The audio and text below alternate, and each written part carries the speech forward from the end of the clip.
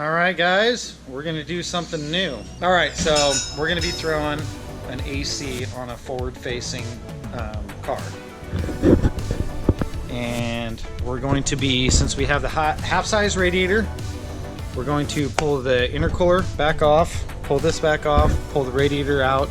We're going to be putting his AC on his car, and it is a kit that is available. They're pretty spendy, but it gives you AC on a forward-facing turbo car, and it actually looks like it's a pretty darn good kit. So just for reference, your suction line comes off, you got the AC down, bolted up, suction line comes off, goes in, you got one joint right here, make sure your seal's good there. Then it goes back here to your thermal expansion valve, your TXV, comes back out, you got your small line, comes all the way around. Here is your high pressure switch, and then this is where it would connect to your old condenser in front of your car. So now our new kit, this is the kit right here, but this thing bolts up to that line that I was just holding on to, your existing line, and then comes over to the accumulator. The accumulator is going to bolt on right here with these little T-bolt clamps. So it's going to go right there. And then we're going to go ahead and mount this bad boy in front of the radiator, and we're going to give a forward-facing turbo kit car, a AC, so you can roll around in comfort. Also, know that in order to run an AC on a forward-facing turbo kit, you need to make sure that your exhaust, where it bends by the block, actually clears the end of the AC. So down here, where the AC is, you can see that the AC compressor and the power steering pump are damn near in line, and then the downpipe goes right there by it and has plenty of clearance. Some turbo kits put the turbo a little closer to the power steering pump. This one actually keeps it away from the power steering pump. This is a custom manifold, so it might be one of those to where you end up having to just redo your O2 housing, but at least you'll have AC, you know.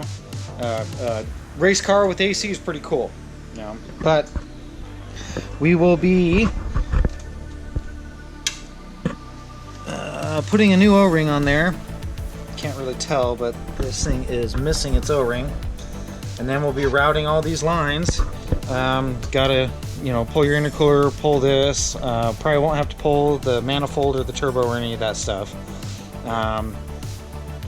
And this thing should fit right in, so let's try to just jump into this and, you know, see how she starts fitting. So I'm gonna start pulling some stuff off, and we'll get it ready so I can just start figuring out how this thing is gonna go on.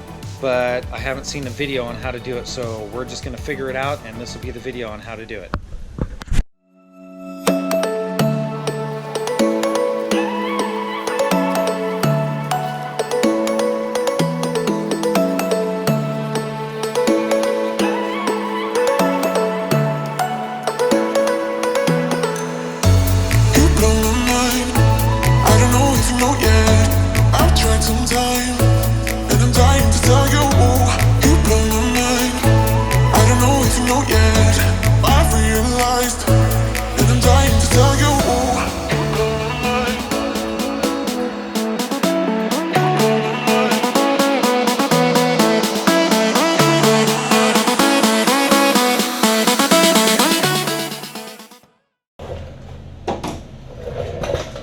Alright, so the first thing I've noticed is we've got to figure out how to get this bad boy in.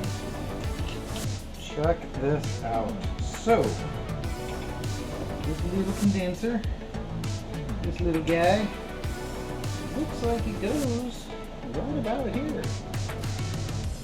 But the problem is I don't know how this works. Alright, we're going to have to refer to the website. So here we go.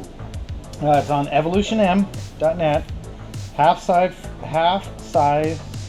forward-facing AC condenser kit, and all the details you need to know. Kind of what we got going on here. So we got a pretty good listing of everything. Holds roughly 16 ounces of 134A refrigerant. So 16 ounces is 1 pound. So, yep, has a really good picture of the whole setup that he's got.